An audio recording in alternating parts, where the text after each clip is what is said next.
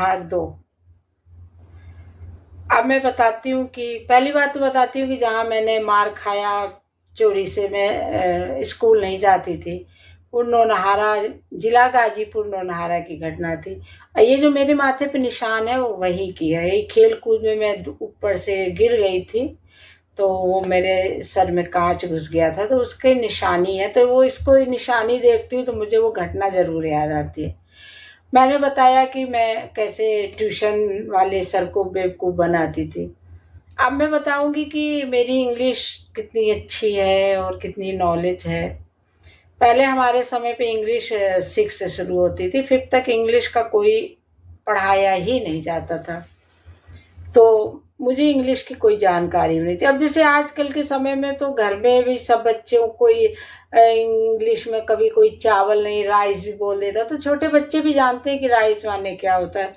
और उस समय तो राइस वगैरह हमको कुछ पता ही नहीं था। मेरे पिताजी की एक आदत थी कि रात में, मैंने कहा ना, बैठते थे तो दो ही काम करते थे। या तो सत्संग करते थे, मतलब कोई रामायण की, कोई महाभारत की घटनाएं बताते थे, या फिर पढ़ने के बारे में पूछते थे। जब पढ़ने के बारे में पूछते थे तो हम लोगों की सबकी हवा खराब रहती थी। एक तो ये भी रहता था ना कि अगर आप उनको जवाब, पढ़ाते कभी नहीं थे, अगर आप उनको जवाब ना दो तो गुस्सा जाते थे। तो उस समय सत्संग तब करते थे जब अपने पास बिठाते थे। अब जैसे मेरे यहाँ एटा में 3 कमरे थे, तो एक लाइन से था, एक बीच में और इधर। तो मेरे पिताजी किनारे जो एक बैठका बना था वहां लेटे थे, बीच में हम भाई बहन लेटे थे, और एक कमरे में सब सामान रहता था। अब मेरे पिताजी ने भैया शुरू कर दिया, और पहले कुछ पूछे, भाइयों से सबसे पूछे। अब मेरी भी बारी आ गई। और जब पूछने लगते थे ना तो हम लोगों को धक धक करने लगता था, मतलब डर के मारे। अभी नहीं बताएंगे, चिल्लाएंगे, कब कौन पूछ लें, कौन कहाँ का पूछ लें, ये भी नहीं रहता था कि कहाँ से पूछ लें। अब हमसे भैया इंग्लिश के बारे में पूछना शुरू कर दिए। बोले, सुषमा इंग्लिश के बारे में कुछ पता है? हमने कहा हम कुछ बोले ही नहीं भैया। और बोले राइस माने। अब मैं सोच रही हूँ राइस माने बहुत ऐसे कर रही हूँ भाइयों से। अब वो तो मुझसे छो, जब मुझे नहीं पता तो उन्हें क्या पता। मैंने कुछ बोला ही नहीं, तो वही कमरे से चिल्ला के बोले कि ये भी नहीं पता राइस माने क्या होता है? राइस माने चावल होता है। हमने सुन लिया, अब कुछ बोले ही नहीं। अब उन्होंने दोबारा पूछा फैट माने क्या होता है? अब फैट माने भी नहीं पता था कि मोटा होता है। अब मैं सोचने लगी, मैं पापा को क्या बताऊं, क्या जवाब दूं। तो मैं बस वो नहीं कि पहले ऐसे दिमाग लगाने लगे, और वही बच्चा, छोटे में आदमी दिमाग बहुत लगाता है, हम भी वैसे ही माहिर थे दिमाग लगाने में। अब मैं बस ऐसे सोच रही हूँ क्या हो सकता है। तो मेरा दिमाग आया कि अभी मेरे पिताजी ने राइस यानी चावल पूछा है, अब वो पक्का वो दाल पूछे होंगे। और भैया मैंने जैसे ही बोला कि दाल, और समझ लीजिए कि उठ के नहीं आए, और वहीं पे बिस्तर में जो लेटे थे उठ के बैठ गए गुस्से के मारे। बोले फैट माने नहीं पता तुमको जो है? फिर दोबारा पूछे ही नहीं, मतलब। तो ऐसे मेरे पिताजी थे। और जब मेरे भाई लोग भी बहुत होशियार थे, जब ये लगे कि भाई पढ़ाई, कभी कभी तो फंस ही जाते थे, बाई चांस होता था।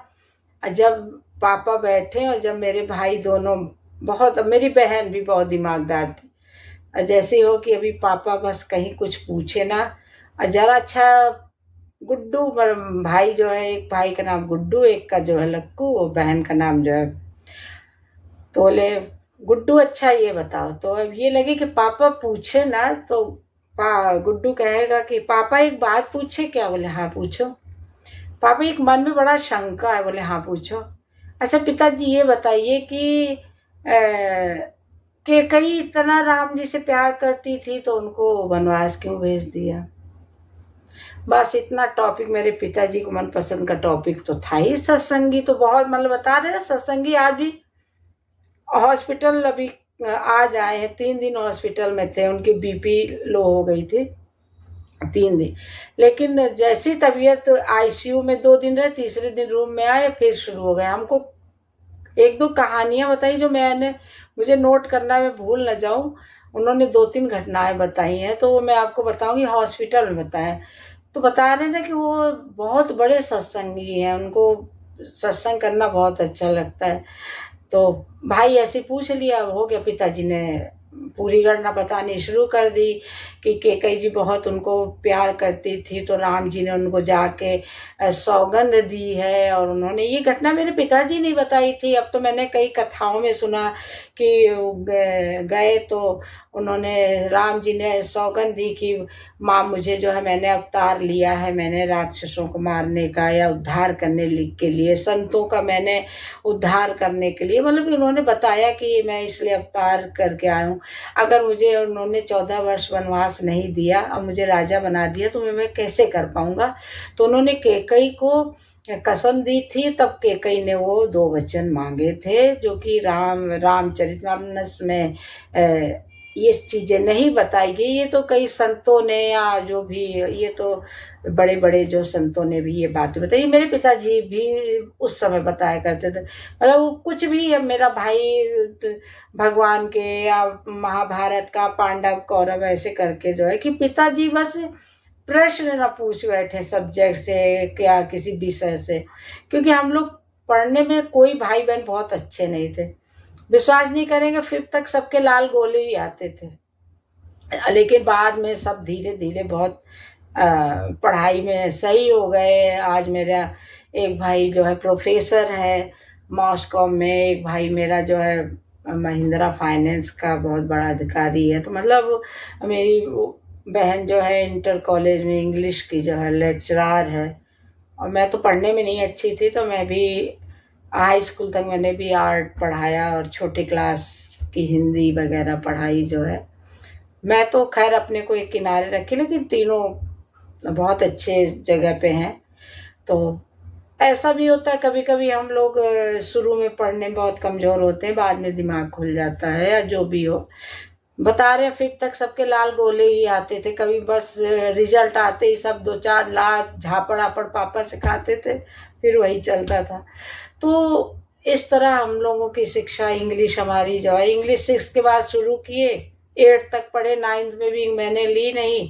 और उतनी ही इंग्लिश जो मैंने 3 साल पढ़ी, उसमें पहले ABCD से शुरू हुआ, उसके बाद ककहरा से, मतलब कि का में के, खा में के एच, गा में जी, घा में जी एच, मतलब इस तरह का कहरा से जो इंग्लिश, यही सब।